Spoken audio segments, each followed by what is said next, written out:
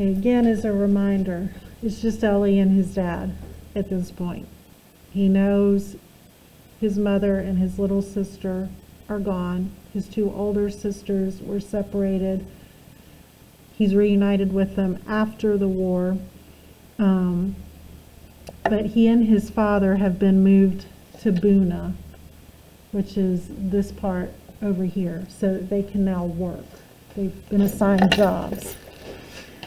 The camp looked as though it had been through an epidemic, empty and dead. Only a few well-dressed inmates were wandering between the blocks. Of course, we first had to pass through the showers. The head of the camp joined us there. He was a stocky man with big shoulders, the neck of a bull, thick lips, and curly hair. He gave an impression of kindness. From time to time, a smile would linger in his gray-blue eyes. Our convoy included a few 10 and 12-year-olds. The officer took an interest in them and gave orders to bring them food. That's not a healthy interest, people, okay, with the young boys. We were given new clothing and settled in 2 tents. We were to wait there until we could be incorporated into work commandos. Then we would be assigned to a block. In the evening, the commandos returned from the work yards. Roll call. We began looking for people we knew, asking the veterans which work commandos were the best and which block one should try to enter. All the inmates agreed. Buna is a very good camp. One can hold one's own here. The most important thing is not to be assigned to the construction commando, as if we had a choice. Yes, I know, but you can read along with me. Turn the page. We're on 48 now.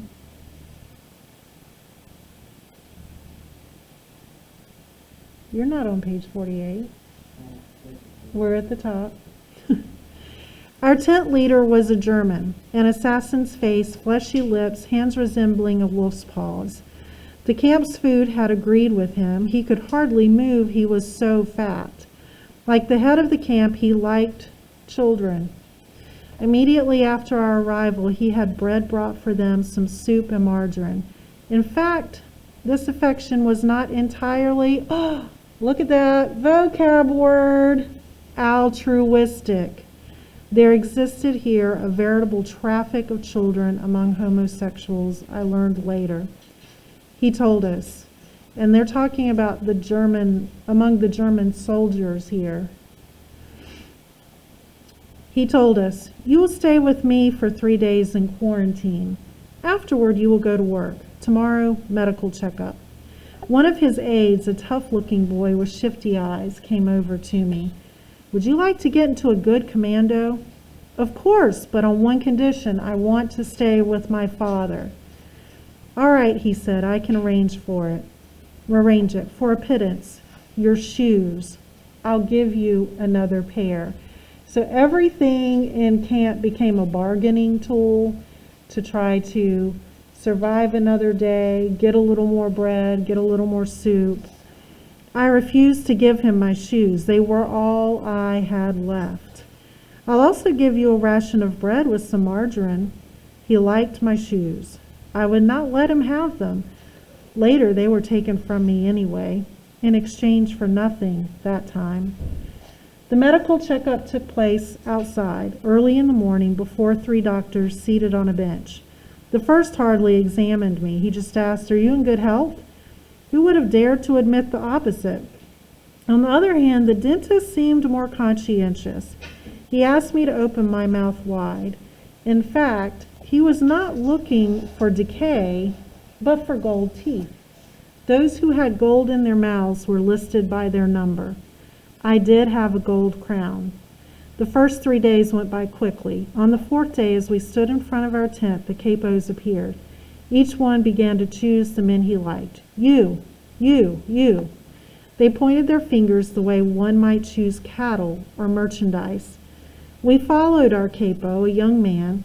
He made us halt at the door of the first block near the entrance to the camp. This was the orchestra's block. He motioned us inside. We were surprised. What had we to do with music?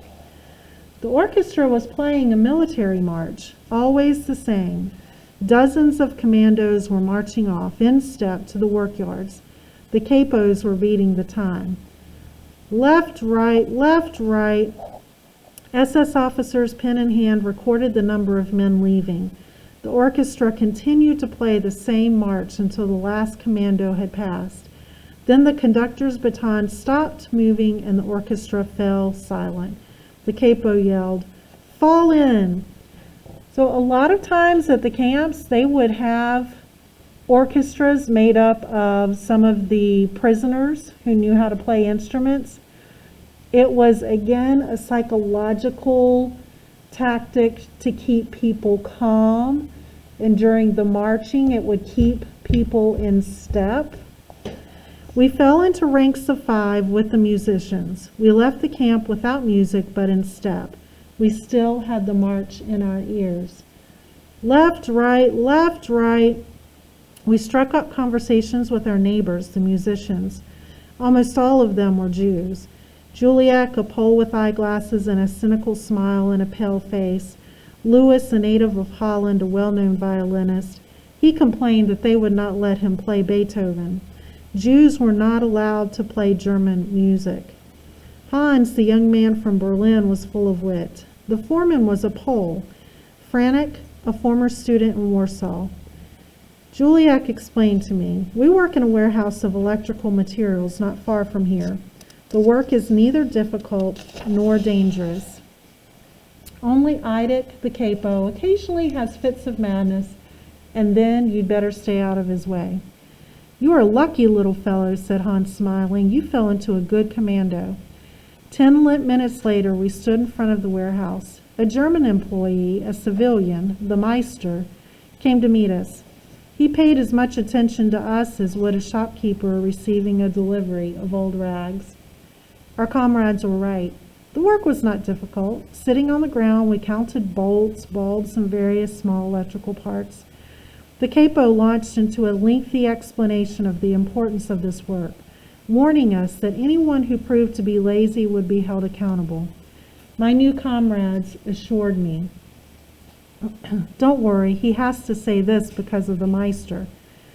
There were many Polish civilians here and a few French women as well. The women silently greeted the musicians with their eyes. Franek, the foreman, assigned me to a corner. "Don't kill yourself, there's no hurry, but watch out. Don't let an SS catch you." "Please, sir, I'd like to be near my father." "All right, your father will work here next to you." We were lucky. 2 boys came to join our group, Yossi and Tibi, 2 brothers from Czechoslovakia whose parents had been exterminated in Birkenau. They lived for each other, body and soul. They quickly became my friends. Having once belonged to a Zionist youth organization, they knew countless Hebrew songs, and so we would sometimes hum melodies evoking the gentle waters of the Jordan River and the majestic sanctity of Jerusalem. We also spoke often about Palestine. Their parents, like mine, had not had the courage to sell everything and emigrate while there was still time. We decided that if we were allowed to live until the liberation, we would not stay another day in Europe. We would board the first ship to Haifa.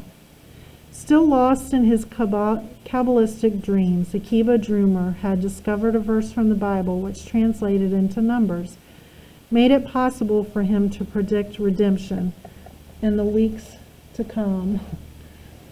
Of course, the redemption's not going to come. We had left the tents for the musicians' block. We now were entitled to a blanket, a wash bowl, and a bar of soap. The Blockeltest was a German Jew. It was good to have a Jew as your leader. His name was Alphonse, a young man with a startlingly wizened face. He was totally devoted to defending his block. Whenever he could, he would organize a cauldron of soup for the young, for the weak, for all those who dreamed more of an extra portion of food than of liberty. One day, when we had just returned from the warehouse, I was summoned by the block secretary.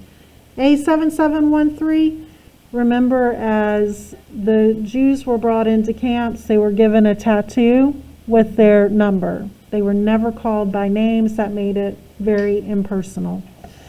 That's me. After your meal, you'll go to see the dentist. But I don't have a toothache. After your meal, without fail. I went to the infirmary block. Some 20 prisoners were waiting in line at the entrance. It didn't take long to learn the reason for our summons. Our gold teeth were to be extracted. The dentist, a Jew from Czechoslovakia, had a face not unlike a death mask. When he opened his mouth, one had a ghastly vision of yellow, rotten teeth. Seated in the chair, I asked meekly, "What are you going to do with it, sir?" Or, "What are you going to do, sir?"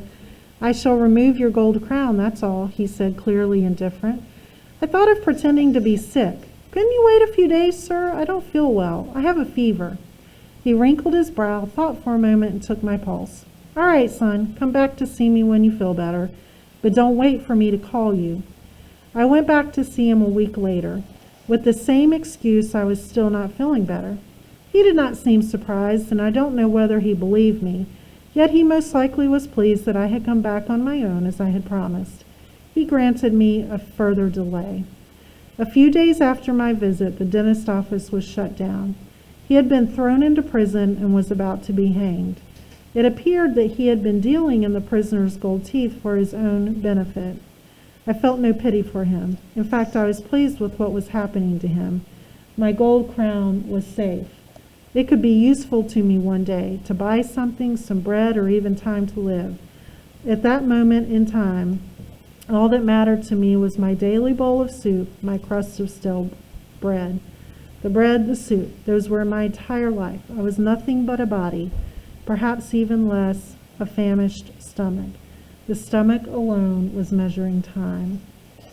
In the warehouse, I worked next to a young Frenchwoman. We did not speak. She did not know German, and I did not understand French.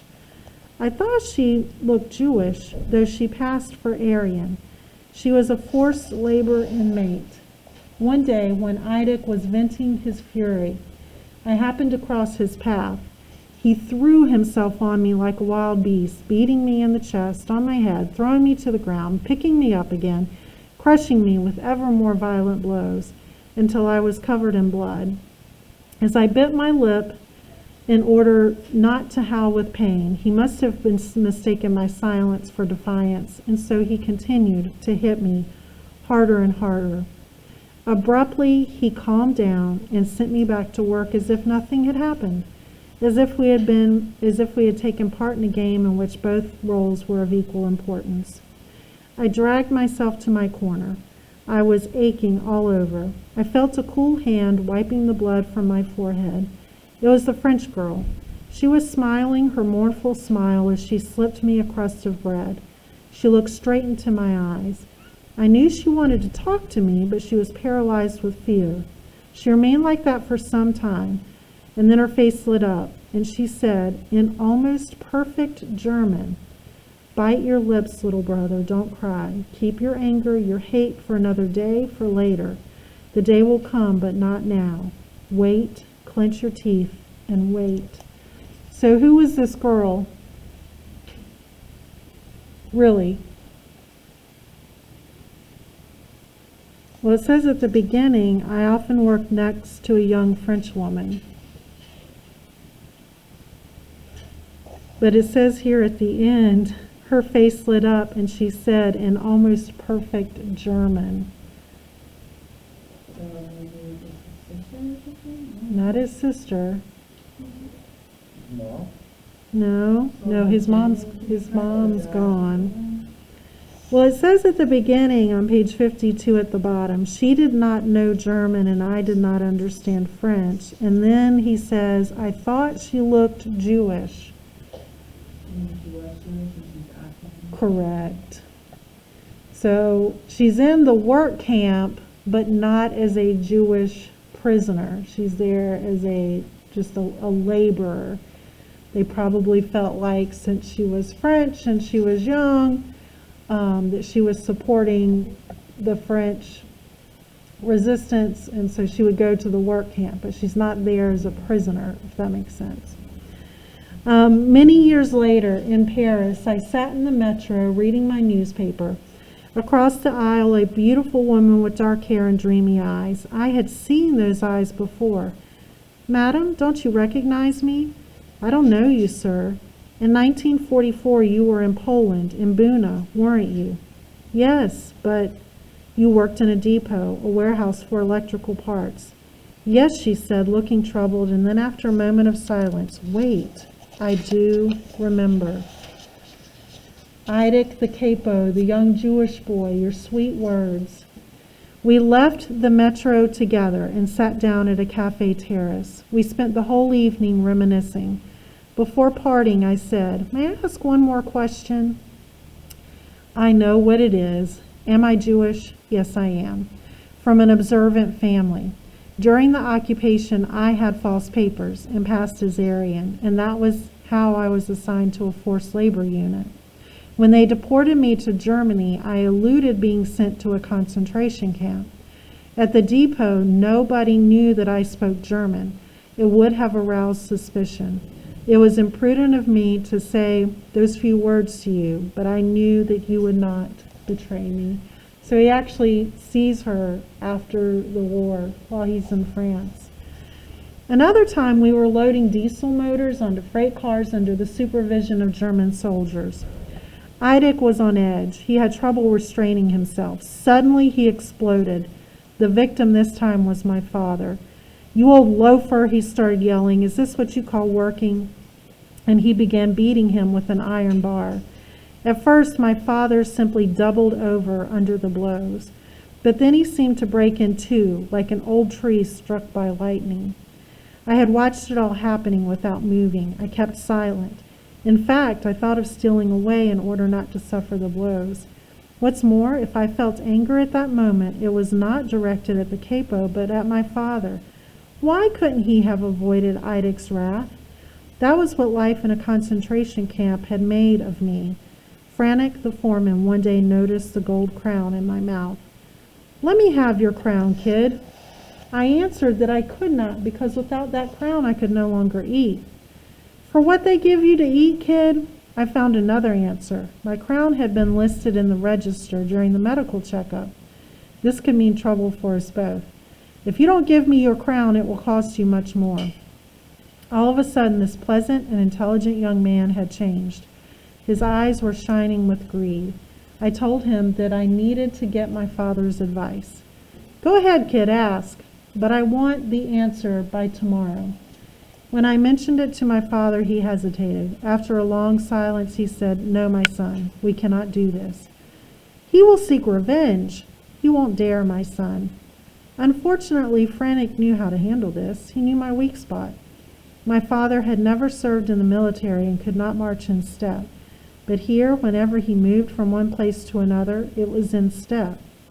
That presented Frantic with the opportunity to torment him, and on a daily basis to thrash him savagely. Left, right, he punched him. Left, right, he slapped him. I decided to give my father lessons in marching in step and keeping time. We began practicing in front of our block. I would command left, right, and my father would try. The inmates made fun of us. Look at the little officer teaching the old man to march. Hey, little general, how many rations of bread does the old man give you for this? But my father did not make sufficient progress, and the blows continued to rain on him. So, you still don't know how to march in step, you old good-for-nothing? This went on for 2 weeks. It was untenable. We had to give in. That day, Frantic burst into savage laughter. I knew it. I knew I would win, kid. Better late than never. And because you made me wait, it will cost you a ration of bread. A ration of bread for one of my pals, a famous dentist from Warsaw, to pay him for pulling out your crown. What? My ration of bread so that you can have my crown? Frantic smiled. What would you like? That I break your teeth by smashing your face? That evening in the latrines, the dentist from Warsaw pulled my crown with the help of a rusty spoon. Frantic became pleasant again. From time to time, he even gave me extra soup. But it didn't last long. 2 weeks later, all the Poles were transferred to another camp. I had lost my crown for nothing. A few days before the Poles left, I have a novel experience. It was on a Sunday morning. Our commando was not required to work that day. Only Idic would not hear of staying in the camp. We had to go to the depot. This sudden enthusiasm for work astonished us. At the depot, Idic entrusted us to Frantic, saying, "Do what you like, but do something, or else you'll hear from me." And he disappeared. We didn't know what to do. Tired of huddling on the ground, we each took turns strolling through the warehouse in the hope of finding something, a piece of bread, perhaps, that a civilian might have forgotten there. When I reached the back of the building, I heard sounds coming from a small adjoining room. I moved closer and had a glimpse of Idic and a young Polish girl, half naked, on a straw mat. Now I understood why Idic refused to leave us in the camp. He moved 100 prisoners so that he could copulate with this girl. It struck me as terribly funny, and I burst out laughing. Idic jumped, turned, and saw me, while the girl tried to cover her breast. I wanted to run away, but my feet were nailed to the floor. Idic grabbed me by the throat. Hissing at me, he threatened, "Just you wait, kid. You'll see what it costs to leave your work. You'll pay for this later. Now, go back to your place."